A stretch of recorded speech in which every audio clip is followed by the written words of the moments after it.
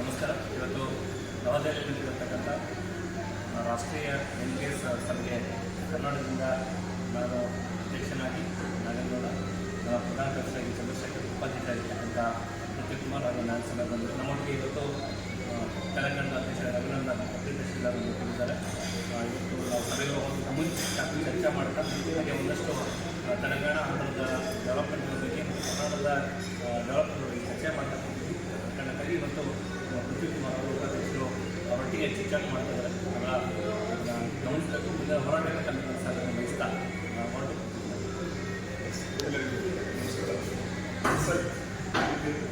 నా పేరు master Hazrat. Hyderabad deputy తహసీల్దార్గా పనిచేస్తున్నాను. Telangana national pension for old pension insurance లిమిటెడ్కి తెలంగాణ అధ్యక్షుడిగా పనిచేస్తున్నాను. అయితే తెలంగాణ ప్లస్ ఆంధ్రప్రదేశ్ రెండు కలిపి కాంట్రిబ్యూటెడ్ పెన్షన్ స్కీమ్ CPS అనే పథకాన్ని సెప్టెంబర్ 1, 2004లో స్టార్ట్ చేశారు. అంతకుముందు ఉన్న వాళ్ళకు పాత పెన్షన్ ఇచ్చేవారు. ఎప్పుడైతే ఎవరైతే కొత్తగా గవర్నమెంట్ జాబ్ చేయగలరో 2004 సెప్టెంబర్ 1 తర్వాత వాళ్ళందరికీ కూడా కొత్త పెన్షన్ పథకాన్ని అవలంబిస్తున్నారు. మంచిది. మరి ఎలా ప్రిపరేషన్ తెలంగాణ అనే కాదు, ఆంధ్రప్రదేశ్ తీసుకున్న తెలంగాణ గవర్నమెంట్ కానీ 2004లో సెప్టెంబర్ 1 నాడు కొత్త పెన్షన్ పథకం ప్రారంభమైనప్పటికీ కూడా దాని ప్రభావము లేదా అది ఏ రకంగా ఉద్యోగులను ప్రభావితం చేస్తుందనేది ఒక 5-6 ఏళ్ళు ఏళ్ళ దాకా ఉద్యోగులకు అర్థం కాలేదు. అంటే ఉద్యోగులు డబ్బులు జమ చేసినా పోతున్నారు. ఆ డబ్బులు ఎక్కడికి పోతున్నాయి, ఎవరు జమ చేస్తున్నారు, ఎవరి అకౌంట్లో పడుతున్నాయి, ఎంత పడుతున్నాయి, ఈ 3 విషయాలు కూడా ఉద్యోగులు పట్టించుకునే పాపానం లేదు. ప్రభుత్వం కూడా ఉద్యోగులు జమ చేసిన పైసలు ఏడు పెట్టుకున్నారని కూడా పాలకులు ప్రభుత్వాన్ని పట్టించుకోలేదు. ఎందుకంటే ఒక నిర్ణయం తీసుకున్నారు, CPS విధానం అవలంబించాలని నిర్ణయం తీసుకున్నారు. ఆ మేరకు 20%, 30% కాంట్రిబ్యూషన్ ఉద్యోగులు తీసుకుంటున్నారు. కానీ అది ఒక ప్రాన్ అనే ఒక ఆధారం తెలిసి అందులో ఉంటుంది. ఆ ప్రాన్ ఆధారంలో పైసలు మళ్ళీ ఎటు పోతున్నాయి, ఎవరు ఎక్కడ పెడుతున్నారు, షేర్ మార్కెట్లో పెడుతున్నారు, లేకపోతే ఇంకా వేరే దాన్ని తరలిస్తున్నారు అనేది ఒక విధంగా స్పష్టత లేని స్థితి నెలకొన్నది. సో ఖచ్చితంగా ఇక్కడ ప్రాబ్లం ఉంటుంది. కానీ మీరు చెప్తున్నారు ఎంప్లాయీస్ గమనిస్తున్నారు.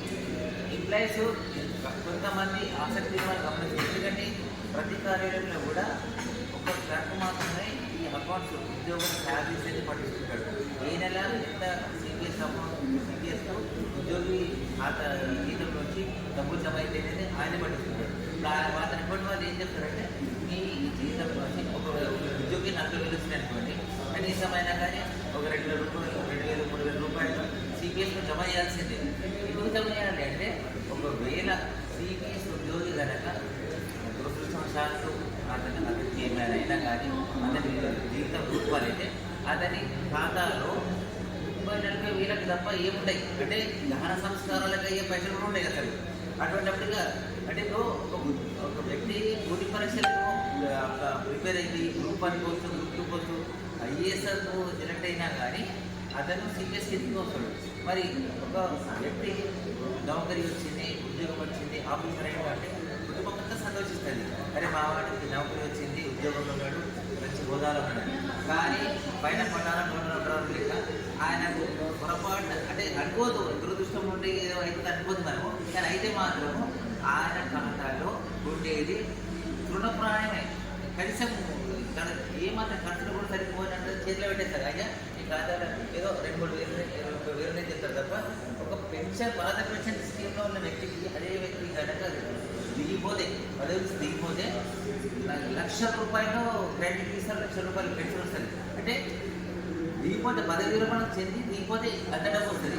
ఒకవేళ దురదృష్టవశాత్తు సర్వీస్లో ఉన్నప్పుడు చనిపోతే మాత్రము గ్రాడ్యుటీ, పెన్షన్ ఇవన్నీ కూడా చాలా ఆకర్షణీయమైన సంఖ్యలో దాదాపు ₹1,00,00,000 దాకా అతనికి లభించే అవకాశం ఉంది. అందువల్లనే ఏమంటారంటే కొత్త పెన్షన్ పథకం ఉన్నా కానీ ఆ పైసలు కనీసం ఏడుపోతుందని చెప్పండి. మేము హిమాచల్ ప్రదేశ్లో అదృష్ట పార్టీ, అక్కడ హిమాచల్ ప్రదేశ్ ఉద్యోగ అదృష్ట పార్టీ పాత పెన్షన్ విధానాన్ని అమలు చేస్తుంది కాంగ్రెస్ ప్రభుత్వం.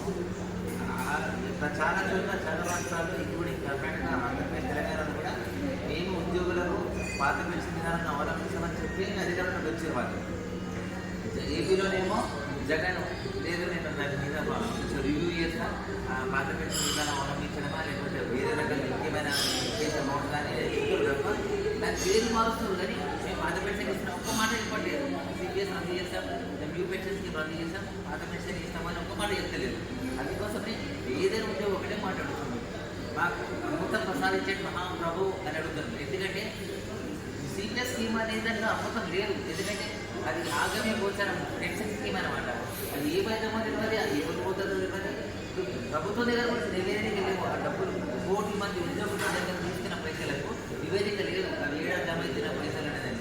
ఎందుకంటే ప్రైవేట్ ఏజెన్సీ కంపెనీ చేశారు ఈ పైసలు మీకు మెయింటైన్ చేయండి అని చెప్పి. మరి వాళ్ళు ఏం చేస్తారు, షేర్ మార్కెట్ జరుగుతున్నారు, ఇంటెలిజెన్స్ జరుగుతున్నారు, ఇది విధంగా స్పెషల్ లేదు. ಥ್ಯಾಂಕ್ ಯು ಮತ್ತೊಂದು ಇವತ್ತು ಮಟ್ಟಿಗೆ ಇವತ್ತು ರಾಷ್ಟ್ರೀಯ ಸಭೆ NPC ಅವರ ಸಭೆ ನಡೀತಾ ಇದೆ. ಮತ್ತು 6 ರಾಜ್ಯಗಳಿಗೆ NPS ರದ್ದಾಗಿದೆ, ಕೇಂದ್ರ ಸರ್ಕಾರ UPSC ಅಂತಂದಿದೆ. ಸೊ ಇವತ್ತು ರಾಷ್ಟ್ರೀಯ ಕಾರ್ಯಕ್ರಮದಲ್ಲಿ ಒಂದು ನಿರ್ಧಾರ ಆಗುವಂಥದ್ದು ಮತ್ತು ಕರ್ನಾಟಕದಲ್ಲೂ ಕೂಡ ಕಾಂಗ್ರೆಸ್ ಸರ್ಕಾರ ಮಾತು ಕೊಟ್ಟಿದೆ. 5 ಜನ ಅಧಿಕಾರಿಗಳ ಸಮಿತಿ ಮಾಡಿದೆ. ರದ್ದು ಮಾಡಿಬಿಟ್ಟಲ್ಲಿ ಇವತ್ತಿನ ರಾಷ್ಟ್ರೀಯ ಸಭೆ ತುಂಬ ಮಹತ್ವಪೂರ್ಣವಾಗಿದೆ. ತಮ್ಮ ಕೂಡ